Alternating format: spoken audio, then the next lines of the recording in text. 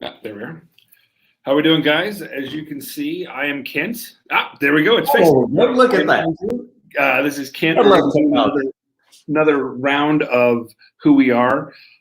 Today, I'm going to be going over the contract. And now to say I'm going to be going over the 1 to 4 family contract is a lie, because it would take a whole lot more time than what we're developing to be able to give you that. So we're going to be going over the first 5 paragraphs of the 1 to 4 family contract. And arguably the first 5 paragraphs is where the majority of your issues, infighting, arguments, misunderstandings come into play. So they're absolutely by far, in my opinion, some of the most important paragraphs. It's all important, but you're going to see a lot in this. If you understand the first 5 paragraphs, it'll make your life a lot easier. After today, next week, we'll continue on with another section. We'll get it done before it's done. Kent, let them know what you're going to be going over real quick. So once we get done with that, I'm going to give you a little piece of advice on that before I move on. The piece of advice I'll have for you is take notes while Andrew's talking, because there's going to be things you're going to need to know about. Then go download the contract, read it again with a highlighter, and highlight the things that you go, I don't think I really understand what they're trying to say here. And then maybe next week when we get on, we'll have a little quick question and answer over those first 5 paragraphs going, yeah, I mean, because, we're going to go pretty fast and a lot's going to be said to you. And the first 5, like Andrew said, is very important. So take notes, download the contract, get a highlighter out, read the whole thing every night for the next 21 days, and you'll know it inside out, upside down, and backwards, and be an expert. So that's what we need to do. Then when Andrew's done, I'm going to come in and talk to you a little bit about really working your sphere of influence and creating. I want you guys to learn how to create money today. Not worrying about spending money to try to generate leads out on the internet. I'm not saying there's anything wrong with that. What I'm saying is the fastest way for you to get a dollar bill in your pocket is to work your sphere of influence. And I'm going to show you some pretty interesting things about that once we get done. So, Andrew, the floor is yours, my friend. Absolutely. So what we're going to be doing, guys, right now, we're going to be going over the contract. Make sure you guys understand what we're talking about. And remember, Ken and I have probably been, between the two of us, I'm going to say a rough guesstimate, 1,000 fights with other agents and brokers about who's right, who's wrong, how it works. Read it 1,000 times, and every time I read it, I find another thing. So anyone tells you I've memorized this contract and I know everything doesn't know anything, because every time you read it, you're going to find something new. You're going to see something that's changed. So right now we're going to switch over to the contract. So hopefully we can see the contract, because I know we've got Brenda doing some magic on the back end. The greatest thing about Texas, I'm licensed in Texas, New Mexico, and Georgia, and I will say Texas, the greatest thing about Texas, besides being the Lone Star State, is the contracts are probably the easiest things ever made. They are made so you can understand very clearly, very simply how to fill them out. Paragraph 1, insanely simple, guys. Parties of this contract, blank, parentheses, seller. Seller's information goes there. You want to make sure that is the correct information of who they are. Now, the difficulty will be, were they married since they purchased the home? Or have they been divorced since they purchased their home? Did they change their name since they purchased the home? All these conversations have to be had before we know who the correct person in there. Because if their name is, Sarah Smith, but when they bought the house, they were Sarah Jones, that's going to be a question for the title company when it comes up. What happened? Did they get married? Why is their name different? And all those things. Can I ask you a question there? Because I've heard something over the years, and I want your opinion of it. Is that as you're going through that and you don't really know that, when you're writing that first offer, is it okay to put owner of record in there? In theory, yes. What I would recommend, and the problem with that, the problem is, and why this becomes an issue is, who writes an offer? The buyer, right? So sometimes the buyer doesn't know who the seller is. Sometimes what might be best if you're the buyer's agent is leave it blank and let the seller write it in. They're going to have to fill it out anyway. If you don't know what it is, let them say who it is. In the MLS, you should have the listing agent should have put the correct way ownership in there. If they did not, and sometimes they will put owner of record, especially if it's a bank foreclosure or anything like that. If I'm a buyer's agent, I've seen it left blank and let the seller fill it out when they're accepting the offer. I've seen the problem with owner of record is we have to scratch it out and put the correct thing. So if you don't know, sometimes I'll just leave it blank. And I don't know if it's the best answer, but I think it works. Now, if you represent the buyer, you better be able to fill out the second blank because that's the buyer.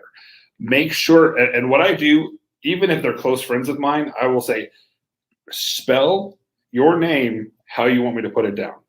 You know, if your name's Nick and you go by Nick, or Nicholas and you go by Nick, you know, how are we putting this down? Do you want a middle initial included in there? Do you want a full last name, middle name in there?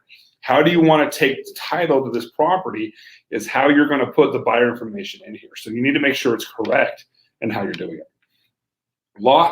Paragraph 2 is the improvements. And this is where B, C, and D creates a whole lot of confusion.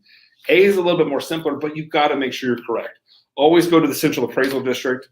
Make sure you're putting the correct lot, block, and subdivision or addition, or there's a very good chance you're going to have the title company researching the wrong property. You need to make sure you do your due diligence in this. Put the lot number, the block number, and the address in there. Now, city of blank, that is the city in which you're in. The county of blank, the county in which you're in.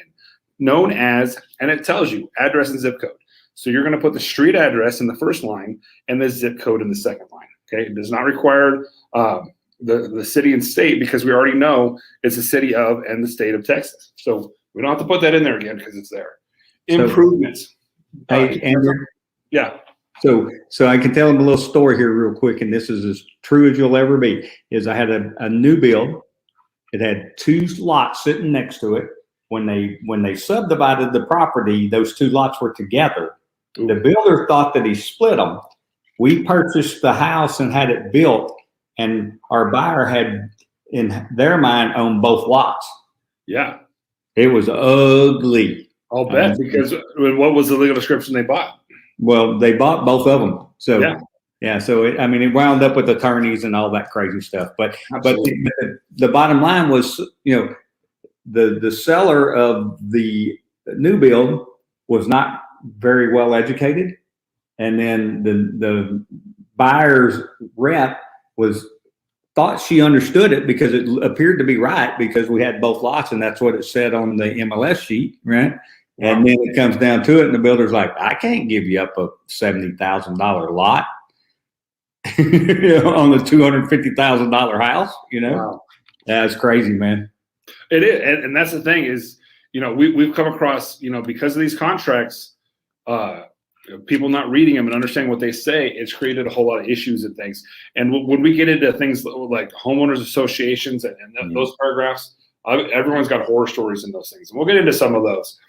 Paragraph 2B and paragraph 2C, insanely important to understand. Now, the way Texas works is pretty simple.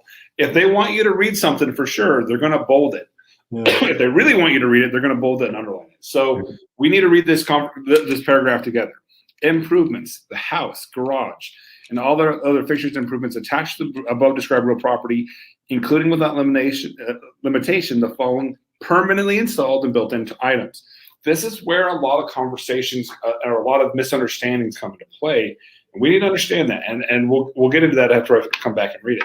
If any, all equipment and appliances, balances, screens, shutters, awnings, wall-to-wall carpeting, mirrors, ceiling fans, attic fans, mailboxes, television antennas, mounts and brackets for television and speakers, heating and air conditioning units, security and fire detection equipment, wiring, plumbing and lighting fixtures, chandeliers, water softener system, kitchen equipment, garage openers, door openers, cleaning equipment, shrubbery, landscaping, outdoor cooking equipment, and all other property attached to the above described real property.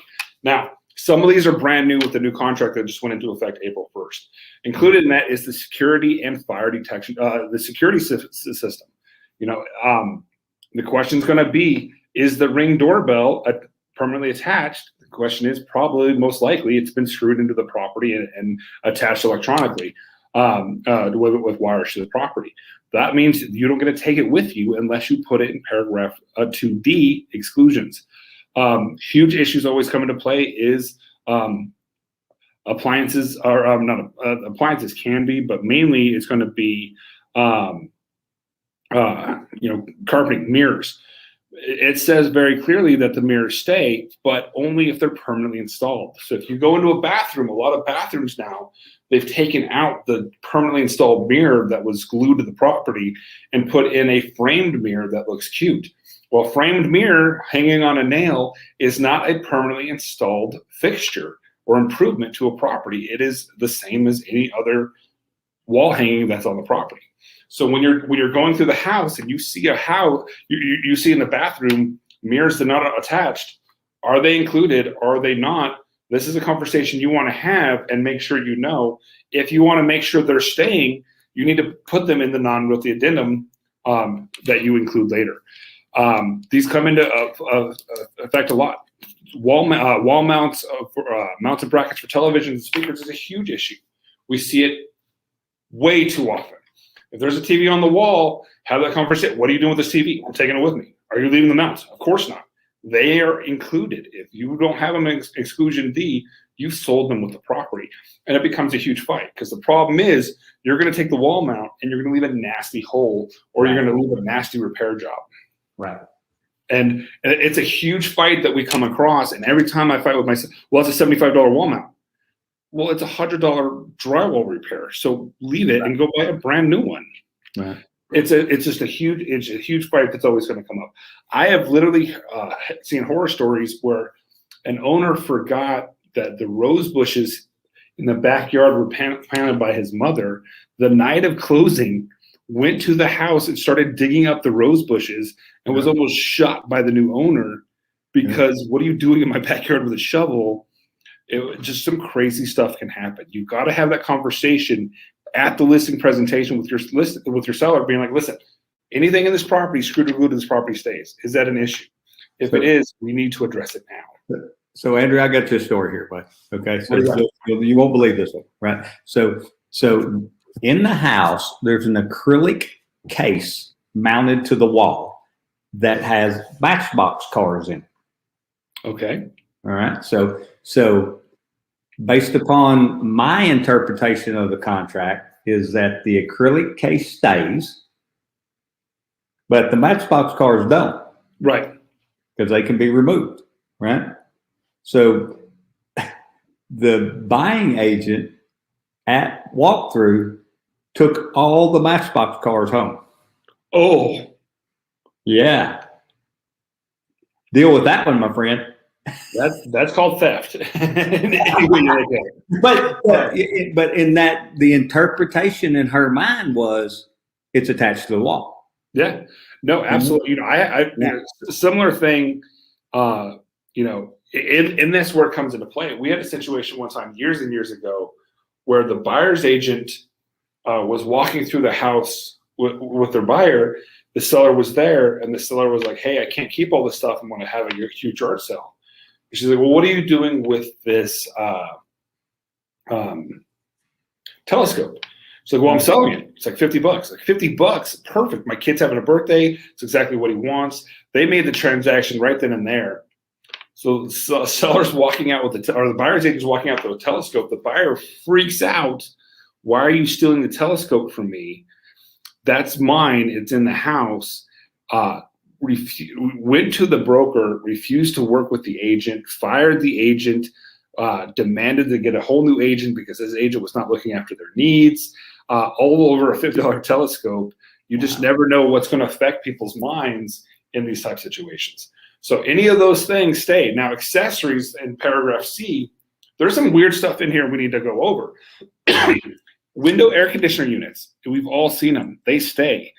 Most people can't figure that out. Stove, fireplace, screens, curtains and rods, blinds, window shades, draperies and rods, door keys, mailbox keys, above ground pool. Above ground pool stays with the property. Swimming pool equipment and maintenance accessories, artificial fire alarms, security systems that are not fixtures and controls for garage doors, entry gates, and other improvements and accessories. Controls include seller's transferable rights to the software and applications used to access and control improvements or accessories, and hardware used solely to control improvements or accessories. That bottom line that has to do with the controls is all new after April 1st. And it's very important to make sure we understand because so many things nowadays are smart devices. You know, I sold a home recently where the stove was a smart stove and had a remote control. If the seller took that with them, the buyer's in a world of hurt. So we need to understand all these accessories stay. Now, notice in improvements, it says very clearly all built, permanently installed, and built-in items. Accessories does not have that. So your curtain rods, your curtains, your blinds, your window shades, all of those stay. And that is always a huge fight. We see it time and time again. You know, window air conditioner units stay. So if I'm going through a house and there's a window air conditioner unit in every single room, I come back later and they're all gone. You owe me all those air conditioners back. And that is something that sellers need to understand early on. Same with curtains and curtain rods. It's always a fight, which I've never understood. I have had the misfortune of having to go curtain shopping with my wife. You can't go to a store and just buy curtains. You have to measure every window to make sure they fit. The chances of your curtains that are measured for this house being able to be used in the next house are 1,000,000,000 to 1. Leave the curtains. Go get new ones and make your life a whole lot easier. But if you've not had that contract with your client, the seller is going to freak out when you tell them they can't take their curtains.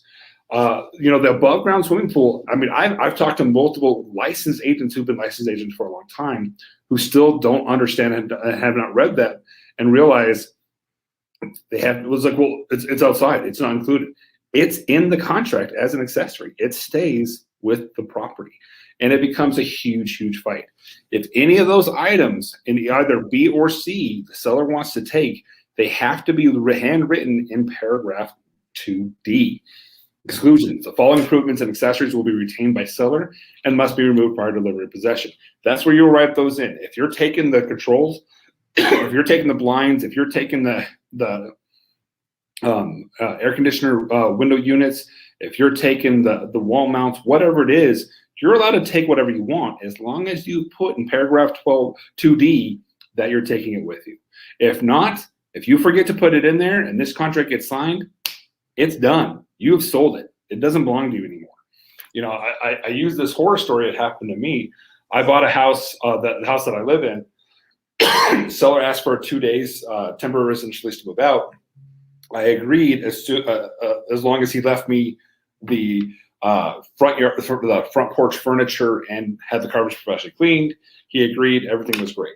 I called him up, said I just wanted to make some measurements. Do you have a problem with that? No. I go to measure the house. Every light fixture in the home was on a trailer bed. He had replaced every light fixture in the home and replaced it with a tiny little circle light fixture. And I had to go and be like, not only is this not cool, you now have to go put every one of those back. I bought them. And having explained that to him, luckily, he was still there when I did it. He had ripped my mailbox out of the ground and taken that as well. And having had that conversation of, listen, I bought these when I bought the house.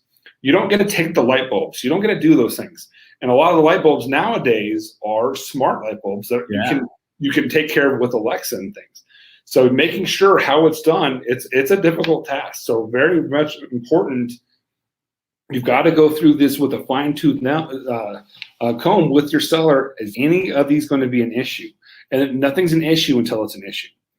Reservations of oil and gas, mineral rights, timber, or other interests is made in accordance with an Can I say something on D real quick? Yes. Okay. So guys, here's it. So because I think a lot of you that are going to be watching us talk about this are going to be relatively new, in a position where it may be some of your first listings. All right. Here's the thing. If you look at it and it throws up any little red flag in your mind and you go, I don't know if that's actually attached or not attached. If you don't know, it probably is, right? So just go ahead and put it in exclusions, right? I mean, there's no rule that says if something wasn't supposed to be in exclusions, there's a problem, right? If there's a red flag in your mind, just put it in there. And remember, the attached section is just for the improvements, not the accessories. Right. And that's where people's like, well, wasn't included in the attached. It didn't say it wasn't permanently installed. Well, drapes aren't permanently installed. Rods and curtains aren't permanently installed. That's why they're in the accessory section. No key is permanently installed, or else it wouldn't be a key. So absolutely, if you any doubt and your seller wants it, put it in D. Just make your life easier. If you're at a listing presentation and your seller says, "Listen, I'm taking this light fixture with me," take it down now.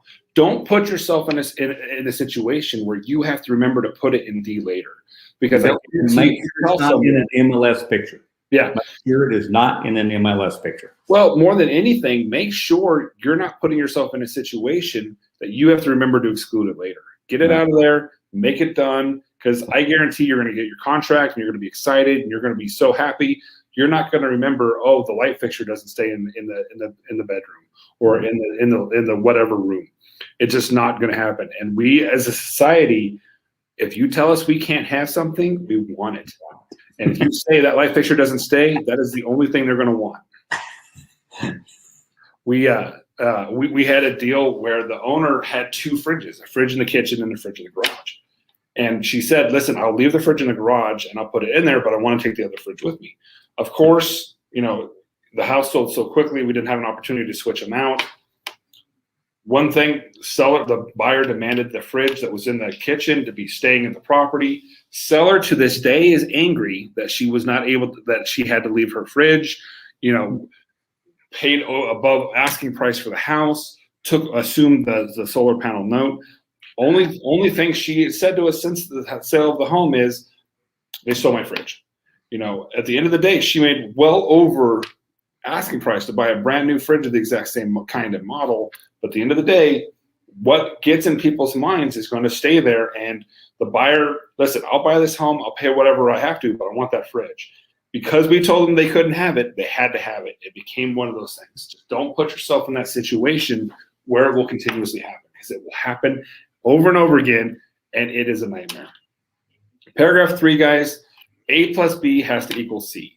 If there's what that means is the cash portion of the sales price plus the sum of all financing has to equal the total sales price. Where this becomes an issue is we change the sales price back and forth in a negotiation, but we don't change paragraphs lines A and B to match. You've got to make sure the cash portion and the sum of financing equals the sales price. If this happens in negotiations, you just have to fix it. Now, financing, will it be third-party financing, loan assumption, or seller financing? Mark one of those boxes, and we'll take care of that in addendum class later. Paragraph 4, brand new addition after April 1st, whole new thing, which is really great. It's going to let us know right away if there's any leases on the property, either residential, fixture, or natural resource. Great addition to this contract. Right away, it's thrown up in your face. There's a lease we have to worry about. So what it says, except as disclosed in this contract, seller is not aware of any leases affecting the property. After the effective date, seller may not, without buyer's written consent, create a new lease, amend any existing lease, or convey any interest in the property. Check all applicable boxes. So if there's a residential lease, which means you own a property that has been leased to a tenant, you have to mark this box. Property is subject to one or more residential leases, and the addendum regarding residential leases is attached. Again, we'll be going over those addendums in another class. Fixture leases. Fixture lease on property is subject to one or more fixture leases. For example, solar panels, propane tanks, water softener system, security system, and the addendum regarding fixture leases is attached. So if you have solar panels on a lease, you mark it on paragraph 4B. We need to know that. We need to know what we're getting into as a buyer. Now in El Paso, you don't see this too often. Dallas, how often are you seeing the natural resource leases, Ken? Do you see those very often? So yeah, we have a natural formation that runs around between between Dallas and Fort Worth that is a gas mecca. Okay. So on one side of it, you will have leases in standard subdivisions with small little tiny lots. And then you'll be on the other side of it. Nobody would even know what you were talking about. Yeah, so it's definitely depends on where you are. This has to do if you have any kind of lease for mineral, water, wind, or other natural resources affecting property. So if you have a wind turbine on your property, and it's being leased out to a utility company, you have to disclose that. You have to mark either the seller's delivered to a buyer a copy of the national resource lease, or seller has not delivered the buyer the copy of the natural resource lease. Seller shall provide a copy of the natural resource leases within 3 days after the effective date. Buyer may terminate this contract within blank days after the date the buyer receives all natural resource leases, and earnest money refunded to buyer. But again, buyer just has to know what they're walking into and what they're getting. So I'll give you a piece of there. So okay. We have in the area I live in, we have several co-ops. All right. So if you have solar panels or you have a wind turbine, you have to double check and make sure where that power is actually being sold, because it may not be being sold to Encore. Yeah. If you're in that, then and that power is being sold to Hilco or one of these small co-ops, you have to deal with that, and you have to address the fact that even though they own the fixture, the power is still being sold to somebody. It's a wind turbines and solar panels are crazy. They are, and they're just a difficult process we have to work with and understand, and it's a difficult process for us to do. Well, the problem is the people that are selling them to you don't understand it. True, and sometimes, not all, I absolutely want to say, but sometimes we'll say things that aren't 100% accurate. Correct. In the sale of the property or the lease of them. Paragraph 5, guys, by far the most important paragraph in this contract that we need to make sure we understand and have a good understanding. Paragraph 5 merges with paragraph 5 and 23 of the old contract. It's putting earnest money and termination option together. Something I fought very hard when it was being discussed, but has actually become really kind of great, and we'll go over that and explain why. Deliver earnest money and option fee within 3 days after effective date. Buyer must deliver to blank. Now, this blank is the title company. Do not put a name there. That is the name of the title company, not a person.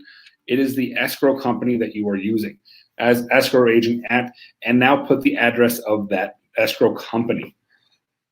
Blank dollars as earnest money and blank dollars as option fee. Now, there are going to be two separate figures there, one for earnest money, one for option fee. Two completely different things. Earnest money and option fee shall be made payable to escrow agent and may be paid separately or combined into a single payment. Buyer shall deliver additional earnest money of blank to escrow agent within blank days after the effective date of this contract. This is for if you choose to have additional earnest money at a later date. Don't see it too often in El Paso. I don't know about what's going up in Midlothian. Very, very rarely. Yeah, I think it's more for going to be used like we're going to give you a small earnest money and then give you more after option if we so choose to go that route. And if we're trying to like rezone the piece of property we're buying, we might need time to go to city council, and so we'll say, hey, we'll throw a little bit more up because it got pushed at city council or whatever. Exactly. Now, paragraph 5A2 is all about timing, and this is where the math comes into play. Remember, execution date of a contract is the start date of all contracts, but it's date 0. Okay, so when we start counting the day after execution. So if the last day to deliver the earnest money, option fee, or the additional earnest money falls on a Saturday, Sunday, or legal holiday, the time to deliver earnest money, option fee, or the additional earnest money as applicable is extended until the end of the next day. That it's not a Saturday, Sunday, or legal holiday. So again, how many days do we have? We have 3 days. So if I execute a contract on Wednesday, that means I have Thursday, Friday, Saturday's a holiday, or Saturday, Sunday. I have until end of close of business Monday to deliver earnest money and option money to a title company. Okay, that is an important thing to understand, because it used to be that was the requirement for earnest money. Option fee had the straight 3 days, no additional days allowed. Now that they're both being given to the title company, the same is required. So you have to remember, if it's Wednesday, they've got Thursday, Friday, Saturday, Sunday, Monday. Now, we just recently had a holiday where Monday was a holiday. You would have had until that Tuesday to deliver earnest money title company and earnest money and option. So important thing to understand and to figure out. The amount of escrow agent receives under this paragraph shall be applied first to option fee, then to earnest money, and then to the additional earnest money. This is huge. And the reason this is huge is I will explain why a little bit later. But just remember that, and I'm going to explain it in the next paragraph. Buyer authorizes escrow agent to release and deliver option fee to seller at any time without further notice or consent from buyer, and releases escrow agent from liability at delivery as the option fee to seller. Option fee will be credited to the sales price at closing. This is kind of a cool thing that has changed. In the old contract on paragraph 23, you could choose it would or would not be credited at closing to the buyer. That has gone away. It will now always be credited back to the buyer at closing. So that's kind of one less thing that we have to fight about, which is kind of nice for us. Termination options. So this is now talking about the option fee in general, or option period. For nominal consideration, the receipt of which seller acknowledges, and buyer's agreement to pay the option fee within the time required. Seller grants buyer the unrestricted right to terminate this contract by giving notice of termination to seller within blank days after the effective date of this contract. option period. Now the nominal consideration is the option fee. You cannot have an option without paying for it. So there has to be an dollar amount there. It cannot just be blank and for so many days. Now the number of days is negotiable between the buyer and the seller, how many they're going to give them. So Andrew, something there that I think people need to understand is that in the state of Texas, the attorneys have come to consider that nominal is a minimum of $10. See, and I've heard different numbers, so I don't like to throw it because I've heard someone say $3 is nominal. It won't. But where you get a problem with it is when you say, "Hey, we need to bring the roofer out and we need to extend the option period, and we're going to give you $1." Yeah, you just give them 10.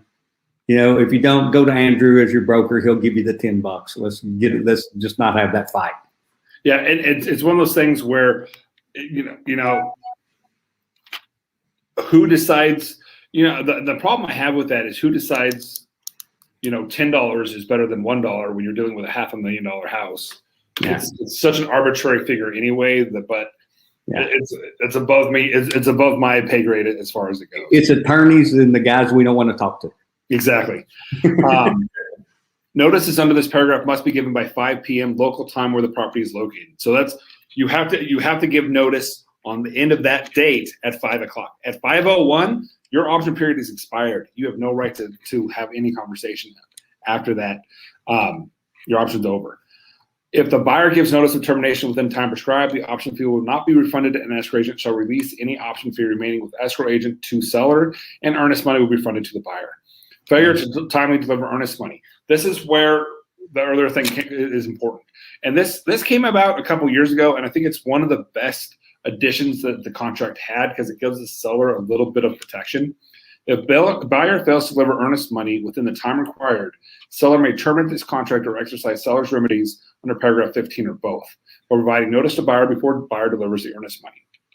Now, going back to the earlier conversation, if the option money is credited first, I'm using arbitrary numbers, let's say a $500 earnest money and $100 option money just to make our life simple. So it's $600 owed. If I only write a $500 check and give it to the title company, $100 of that check is going towards option money, and I've only got $400 towards my earnest money, which means I have not delivered earnest money as required. If within the 3-day timeline you have not given me the other $100 in earnest money, then you have not fulfilled your end of the obligation. And in this current market, I can terminate this contract and accept another one. So it's very important to make sure whatever amount of money you agreed to give, you have given, because the seller can terminate if you have not given a full money. And even if you designate, oh, this is all earnest money, not option, it will be credited first to option and then to earnest money, no matter what. Extremely important thing to understand in that regard. Failure to timely deliver option fee. If no dollar amount is stated as the option fee, or if buyer fails to deliver the option fee within the time required, buyer shall not have the unrestricted right to terminate the contract under paragraph 5. So if you don't turn in option money, you just don't get an option period. The contract still applies. Time is of the essence of this paragraph, and strict compliance of the time for performance is required. That means I don't have to give you additional time if needed. It's very important to understand in these regards why earnest money and option money has to be delivered very timely. Get that. I noticed that's in bold print also. Go ahead, Ken. I said, I noticed that's in bold print also. Yeah. Time and the words "time is of the essence" is a legally binding term. It is an extremely important term saying, listen, this is how it works. I've had multiple deals where a buyer's agent has called me at 5:30, like, hey, we need to figure out what we're going to do. What we're going to do is continue on with the contract we've got. We're good. Yeah. And a lot of times the issues that come in is a buyer's agent will send an amendment to a seller's agent and not hear anything and be like, well, you didn't give me an answer. Unfortunately, no answer is an answer. It's no. Yeah. If the option period expires and we've not come to an agreement, we have an agreement. All we've not agreed on is changing the agreement that we have. I think that's the biggest misunderstanding so many agents have in these deals is, listen, at the end of the day, it doesn't matter what you want, if we don't come to an agreement, you have two choices at 459. You either accept the contract as is or you terminate. And if you don't terminate, you've accepted the contract as is. And that's a huge issue that a lot of people can't fathom. Is like, listen, we still need to figure this out. No, we don't. We're moving forward with the contract we have. And you had a right to terminate and you didn't use it. That is the main stuff for the first 5 paragraphs. There's a lot more, and definitely there's going to be stuff in there that you're going to see and think about and have questions on, especially paragraphs 2, B, and C. That creates so many issues, so many horror stories in our transactions. Think about it, talk about it. Let's see what we've got next week. At this time, one of the things I would say here, Andrew, really is the fact that, first off, read the contract. I mean, if you come to me and say, Kent, I have all these issues. I'm only going to ask you 3 things. 1, do we represent the buyer or do we represent the seller? And number 3, what does it say in the contract? Because I don't care how emotional it gets, nothing else matters. And so if you can't, you have to be the voice of reason in these things, but you also have to be professional enough to go, hey, Mom, you need to let me go over this contract with you. I know you trust me. I know you do that. I know you love me, but you need to understand this, because there's nothing worse than getting down the road. And because somebody was your buddy and you didn't think that you need to go over the contract and then it gets ugly. I mean, those are bad things and there's no reason for it. You're a professional. Now I'm going to tell you that leads directly into what I'm going to talk about. Okay. So I'm going to tell you, when you do a presentation for anybody, I don't care, your mom, your dad, your cousin, your brother, you show up looking professional. You bring every piece of content you take to anybody that you got to lead off of that you didn't know. Right? They may not ever want to look at it, but you deliver. And the reason you deliver is this, is because they're going to go to work tomorrow and be standing at the water cooler and go, you won't believe what my daughter did. She came in and gave me a full presentation on the house I was going to let her sell anyway. Right? What does that do? That creates an idea that you're the person that they would like to do business with in the future, right? So I think I can share my screen. So you're up now, so go ahead. All right. So if it doesn't share, just tell me and I'll just come talk to you. But I think I can do it. All right. So let's do this and let's do this. Yep, we got it. Oh, look at that. Okay. So this is my all-time favorite slide. Okay. And so here, let me hide. I don't know how to hide it now that I'm there. But okay, so lead generation will make you wealthy, guys. Everything else is worth $10 an hour. So if you want to live in ride around in the 500 SL Mercedes convertible, then you got to go generate some leads. If you're okay with just putting signs up for other agents in the office and hanging lock boxes for them, then you can just hang around the water cooler and drink the free coffee at the brokerage, right? So what we're going to talk about today is this: is that how's the fastest way for you guys to get a paycheck in your pocket, right? Because right now, especially if you're relatively new, you spent time, you spent money, you bought MLS dues, you paid, association dues, you've done all these things. And, either if you have a spouse, they're going, well, when are you going to make some money? Right. And so what we want to make sure is we get you in a position to make you money as fast as you can. Now, let's make this very clear. I don't consider this to be the only way. I consider this to be the fastest way. All right. So lead generation will make you wealthy. I'm going to talk to you about these 3 things you see on the side: calls, notes, pop buys, but we're going to take it a little deeper than that. All right. So the first thing I'm going to talk to you about is your database. All right. If you have not created a database yet, and a database is a simple thing. A database is 100 to 300 people that know who you are, who they are, and they, at some point in time over the next month or two, realize you're actually in the real estate business. Okay. Just because they know you and we haven't let them know that you're in the real estate business, that's not what I consider a database. All right.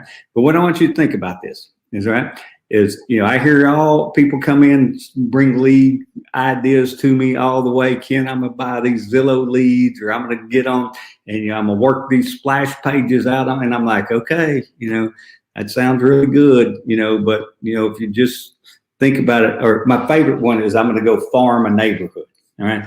Well, farming a neighborhood is something I highly recommend you do, but I highly recommend you have another way to increase income, because that's a long way to make money. Okay. The reason they call it a farm is because we gotta go in there and till the soil. We got to plant the seeds. We got to water, and none of that happens the first time we send out that card. All right. So make that real clear. All right. Well, so let's say you get 100 contacts in your database. I'm using easy numbers, right? Because I think it makes so much sense. So you got 100 people in your database and those people all know who you are. You've had some conversation with them. You know them from the soccer practice or dance practice, or or them, or they're your best friend.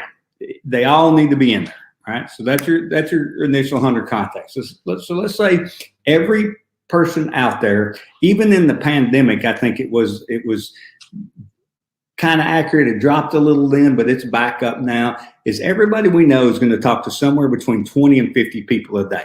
I don't care if it's at the dance at school, or I don't care if it's at their job. In some way, shape, or form, they're going to interact with that many people. All right. So if you have that, get 100 people interacting with 30 other people a day. What does that mean to you? Okay. That means about 3,000 potential referrals. Now, what we got to do, and I'm going to show you how to do that here in a minute, is create the activities. So when those 100 people are out there interacting and somebody hears the word real estate, nephew got pregnant, they need a bigger house, whatever, in their mind, you've captured enough piece of that in their mind where when they hear real estate or they hear the idea of somebody moving, all they can see is your picture, your face in their mind. Okay. And I'm going to show you how to do that as we go forward. So just think about it. These people are our eyes and our ears out in the market. Here's one thing that I really want people, and if you can grasp this is a big deal, guys. You need to realize that you don't want to sell these people or buy or sell them a house. You want these people to be your eyes and ears in your market, out there talking to people, bringing the other ones in. Now, if they do decide to sell it, yes, we want that to happen, because life happens. We all know that. But the idea is not to try to list or sell their house. The idea is to get them to become your army out in the marketplace, listening for the potential referral that might pop up. So let's say we do that 5 days a week, right? What does that mean to us? That's about 15,000 potential referrals a week, right? And I know that sounds like a really big number, but the reality of it is, if you've done the things properly, then this is the most realistic number you'll ever see. All right. So we do that 4 weeks out of a month, right? And that's about 60,000 potential referrals. Now, I don't know if you've done the math and gone out and seen what it really costs to farm a neighborhood, but to farm a neighborhood of 60,000 people. Now, Brian can probably tell us what that costs. Me and Andrew, there's no way we're going to be able to tell you what it costs, because it was something was unrealistic for me. I don't know about Andrew, but it was for me, right? I couldn't send 60,000 pieces of mail into neighborhoods. So you think about that. Now I got 60,000 potential referrals. Now, what does that mean? We're going to work about 50 weeks a year, because you guys are going to make enough money where you're going to get 2 weeks a year off and go to the Bahamas or wherever you want to go, right? So I want you to grasp this number, because when I did the math on this, it just scared me to death, right? So that's 720,000 potential referrals, right? So let's say we get 0.1%, right? That's 72 units a year, guys. That's freaking huge. So what your goal's got to be to get that database to 100 people and get them qualified. And what I mean by qualified is they know who you are and that you're in the real estate business. So they're thinking about you on a regular basis. All right. So how do we make that happen? And I know I'm going really fast, and we'll talk about this a bunch, but I want you guys to hear this, right? Okay. So once we qualify that database, now what? What do I do? How do I make something work with this? All right. So the first thing we have to learn is this, and if this one slide right here will change your life if you take the time to understand it. Okay. All right. So first thing we're going to do is we're going to prioritize my people. Okay. So that 100 people, I'm going to prioritize them. Who are my best client? Who are my best people? You know, my mom, my cousins, the people I go on vacation with, the people that come to Christmas dinner, right? We're going to consider them what we would call an A+, right? That's going to be the smallest group that you have. That's okay. They're going to bring you the most business, all right? So first thing we're doing is we're going to prioritize those people into A's, A+, A's, B's, and C's. So an A+ is, you know, I go on vacation with them. An A is somebody, if I see them at the restaurant at lunch, I don't have to ask them to sit down. They're friends of mine. They expect me to sit down with them, even if I wasn't invited to that lunch. All right. B's kind of the same thing. I go and see them at a restaurant at lunch. You know, I'm going to go talk to them. I'm going to chat with them, but I don't feel comfortable enough just to sit down, right? Unless I'm invited. Right. And then a C is all those people out there that you know from all these different activities, from high school, from college, from dance class, from soccer, from all those people who are out there are going to be there. And if you start really prioritizing that group, it's going to change everything, because now we prioritize the group for a number one reason. And the number one reason we prioritize that group is so that we can prioritize our time. All right. So here's what I know about most of you guys is you got involved in the real estate business because you wanted freedom. All right. Here's the other thing I know about the real estate business is that, you know, if you set the standard properly in the beginning, you can get some of that freedom. If you don't, you won't be able to. So what we want to do is prioritize our people. So now I can prioritize my time. All right. So once I have my time set up, I'm going to work. This is what here. I'm a dialogue guy. I think Andrew will tell you that about me. I love dialogue, right? And every dialogue I start with every new customer, however I got them, was very simple. I'd say, Andrew, hey, you know, here's the deal. I work Monday through Friday, 9 to 6. I work Saturday from 10 to 2, and I don't work on Sunday. Is that going to be a problem for you? All right. And he's either going to say yes or no, right? You know, I've never had anybody say no, but because I set that standard in the beginning, he's not calling me on Sunday there in the middle of the Cowboy game. Now I know y'all don't watch Cowboys out there, but he's not calling me there in the middle of the Cowboy game, right? And so that's a good thing, right? So I prioritize my time, right? Now here's the critical thing: is now I can prioritize my activities. So my activities are the critical point to get the people I prioritize into a position to generate me a lead. All right. So my activities will create that lead. All right. So how do we do that? So I'm going to tell you, it's pretty simple. All right.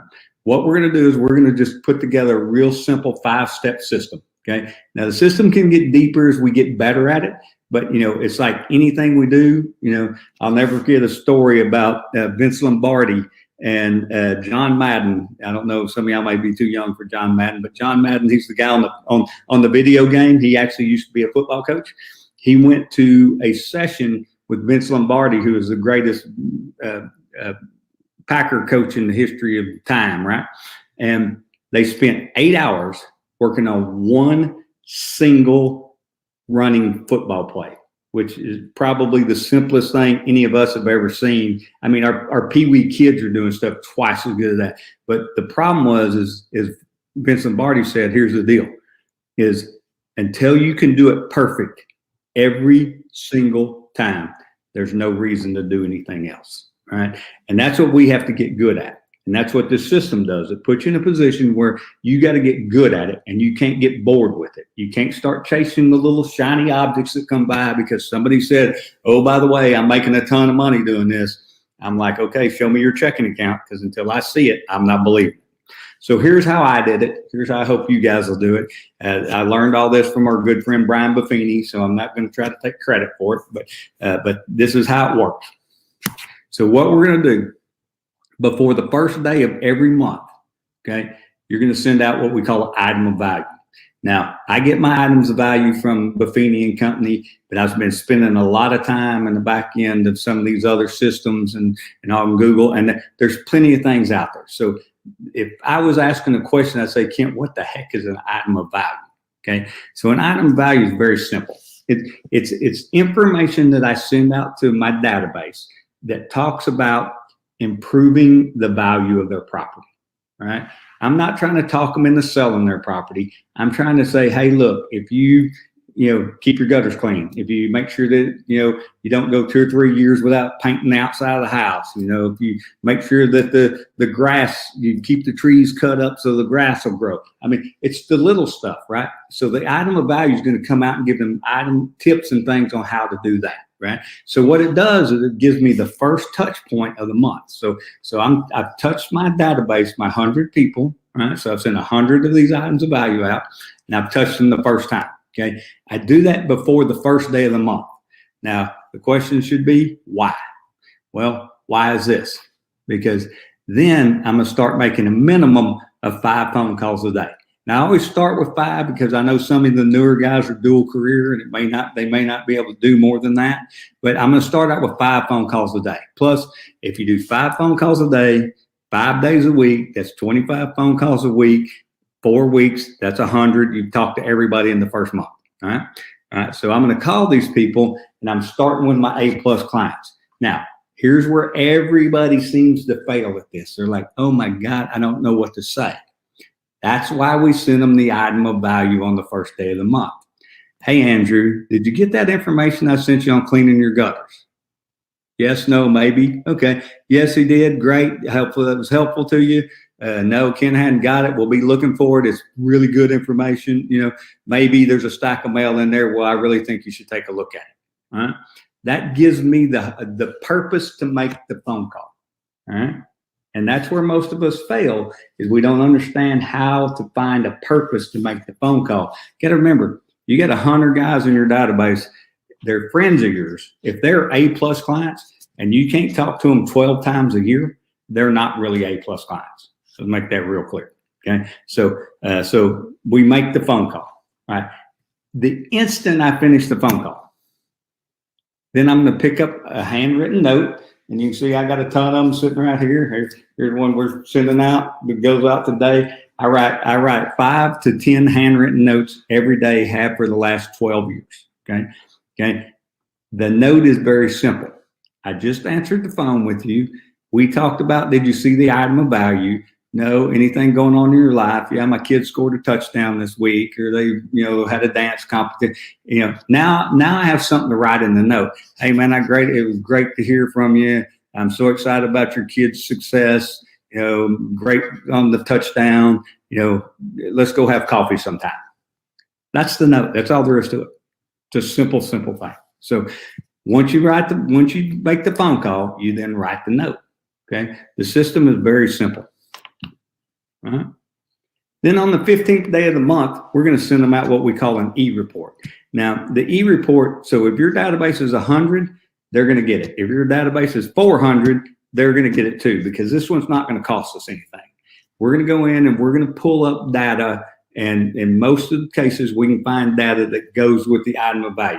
Hey, did you know if you clean your gutters, this will take care of your house? Hey, because you cleaned your gutters, you get a better chance of getting fixed if you have a hailstorm, which I don't know if y'all have them in El Paso. We have them every day here, and get your gutters fixed when you have it. So it's just a simple little report that goes out to them on the 15th day of the month. So look at this, guys. We've touched them with a snail mail, which is the item of value. We've touched them with a phone call. Okay. We've touched them with a note. All right. And now we're touching them with a little email that goes out. Now, here's the thing. Is you got to remember, each time you contact them, somewhere in there, you kind of got to ask them for the referral. And that's where most of us get nervous. So I'm talking to Andrew, and we're going through this thing. I said, man, that was great. I'm glad your kid did so well this weekend. Hey, look, I don't want to keep you, but remember, man, you're a great friend of mine. And if you ever hear anybody looking to buy or sell real estate, I'm never too busy for your referral. That's all I got to say. I don't have to try to talk him into doing anything. I just got to tell him, you're a friend of mine. I appreciate you, and I'm never too busy for your referral. All right. Took all the pressure off of him. I don't ever want Andrew to put his hand on his wallet when my phone number comes across thinking I'm trying to ask him for money, because that's not going to happen. All right. So keep that in mind. Then we're going to spend next week. I'm just going to touch base on this, but we're going to spend next week, because this is probably the most important thing that you can learn to do. is schedule time to deliver what we call a pop by. And I'm going to give you some really, really good examples of that. It's a very inexpensive way to make a huge hit with your database. So that's kind of how that system works. I'll send this to Andrew and Brian so they can post it somewhere where you guys can pull down this slide deck. I think it's pretty critical if you learn how to do it. Right? So I want you to kind of think that. So 5 touches, right? Really simple. Item of value, phone call, note, email on the 15th, pop by sometime during the month. All right. I used to always schedule those on Friday afternoon because I like to run around on Friday afternoon, talk to people because that's who I am. All right. So here's what I always get. How much time do I got left? I got 2 minutes. I'm gonna go through this slide faster than I've ever gone through it in my entire life. Okay. So here's what I always get in this is somebody says to me, Kent, you don't understand. I don't know anybody. I'm like, okay, that's fair. I'm telling you, my system will work whether you know anybody or not. Because somewhere you're going to go into an office and you're going to pick up a phone call off of somebody's sign. You're going to pick up an internet lead. You're going to pick up somewhere. You're going to pick up this lead. So here's what happened. It was August. It was hot as it could be. There was an agent in the office I was working in that decided not to come in that day. So they said, Kent, will you take care of the phones? I said, absolutely. This guy calls me and starts chewing me out. Just like how unprofessional real estate agents are. And so I got 2 choices, hang up on him or just let him vent. So I let him vent. When he was done, I said, sir, I don't know what I did to you, but I'd be more than happy to see if I can help you. Well, what had happened was an agent in a different office had no-showed him on seeing his house 3 different times. I said, look, I'll be there as soon as I can. I'll show you the house. So I get there, I show him the house, I hand him my business card, I get his contact information, and I tell him one thing, Rick. His name's Rick Bowman. This slide's 18 months, by the way. His name's Rick Bowman. I said, hey, Rick, I said, here's the deal. If you call me, I'm going to answer the phone. I don't know that I have the answer you want, but if you call me, you're going to answer the phone. So we go look at the house. Of course, he doesn't like that house. We move on, right? And so I put him in my system. I send him an item of value. I make phone calls. I send him a note. You know, I send the e-report. Every once in a while I would pop by and give him a little something, right? And we did that for about 3 months, right? Right. So Rick finally did this. Rick decided that he wanted to sell his house. So I picked up his house, put the listing in, sold for $295,000. I'm gonna roll through this pretty fast, right? So Rick's now, so he's still getting a call, note, pop by, item value, all the things we do, right? Okay. Next thing he does is he refers me over, or excuse me, since he sold his house, he needed to buy a house. So we bought him another house for $382,000. Sometime we'll have a talk about that because it appraised for $640,000, which was a really cool day. All right. So Rick's still in there, calls, notes, pop buys, items of value. So what does he do? He refers me to his best friend, Gary. Okay. So Gary bought a house for $450,000. Right. So now I put Gary in the system.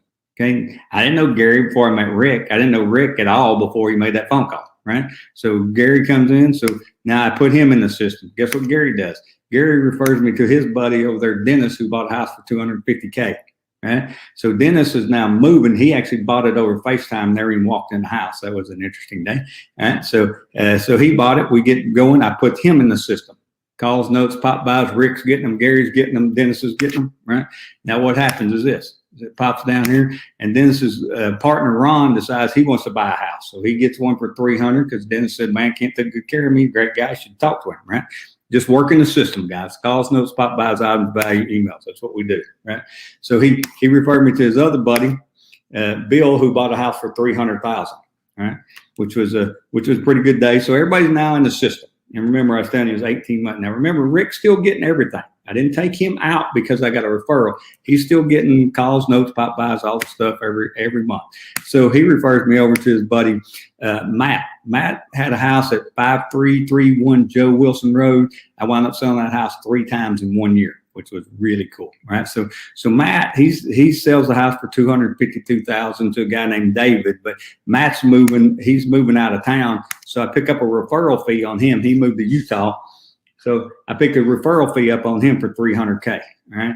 So Matt's still in the system. Not a ton of referrals, but I'll spend 55 cents on mail for anybody that's referred me for $552,000. Right.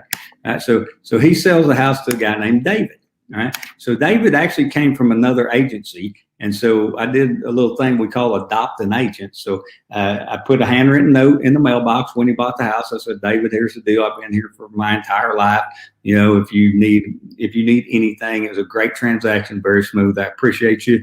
You know, if you need a mechanic, a vet, you need to know what restaurant to go to, you're looking for a doctor, whatever, just give me a call. I'll be more than happy to help you. A few months later, David gives me a call. He's ready to sell because his mother-in-law hated it here, and so she decided to move. So we get to downsize David. So David sells the house. That's the second time I sold that house in that year. All right? And David downsizes, and he moves into a house for $196,000. Now remember, everybody's in the system. Rick's in the system. Matt's in the system. Dennis is in the system. Gary's in the system. So guess what Rick does? Rick refers me to his brother Brian. So Brian buys a house for $165,000. He moves his business down south of Dallas County. So he was really excited about it. So guess what? The guys that work for him moved too. So I pick up Brian, refers me to his buddy over here, John. So John just bought a house for $220,000. Okay. So this is 18 months. I didn't know Rick the day he called. I had no idea who he was. No idea. Right. So guess what that was? So just that one phone call was worth $3,365,000 and put a commission in my pocket after split of $94,000. All right. So, you know, if you understand what I'm telling you here, guys, and you understand the way this thing works, this is the fastest way you'll ever get the money. Right. Because you got to remember, you know, and I guess I can escape, right? So if I escape and stop, you'll be able to see me again. I'll be able to see you again. No, I can see you. Yeah. Okay. So you got to remember this, is guys, what you're trying to do is you're trying to create three things. You're trying to make a customer come in and say, can I trust you? Are you good at your job? And do you care about me? Okay. If you can create those three things, guys, they'll give you referrals all day long. Right. Yeah. But if you send them something and once every 6 months, I'm telling you, that there's nothing that broke my heart more as a manager in an office is when somebody would come in and say, Kent, we'd like to sell the house. And I'd say, okay, that's great. Who was your agent? And they're like, I don't remember. I'm like, you went through the mud and the blood and the guts with this guy, and you didn't even take the time to follow up with him? I mean, they're going to sell 3 to 5 houses in their lifetime. So you're only going to do one of them? I mean, guys, here's the thing I love about it is, you know, this is not rocket science. You know, we're not trying to put a man on the moon and get him home in this decade. That ain't what we're doing. You know, all we're doing is looking for a good way for somebody to generate a lead so you and I can make some money. So we'll deep dive into this as we move forward. I'm over 5 minutes. I apologize for that, but I hope you guys learned something. You know, I'm always here to help you. You know, if you need me, you can get to me through Andrew or Brian or anybody. You can look me up on the internet. I'm not very hard to find. You know, that's another thing I say about a real estate agent. Try not to be a secret agent. Try to be an agent that people can find. Absolutely. And you know, like you say, it's mastery is basics mastered. I mean, it's the end of the day. If you do it, you'll succeed. And the problem is, you know, nobody wants to do it. Yeah. No, it's not a secret of how to be successful. It just takes hard work, and it takes determination, and it takes doing it over and over and over again. And it takes some focus, guys. I mean, we're bombarded every day by all these people out there trying to sell us something, right?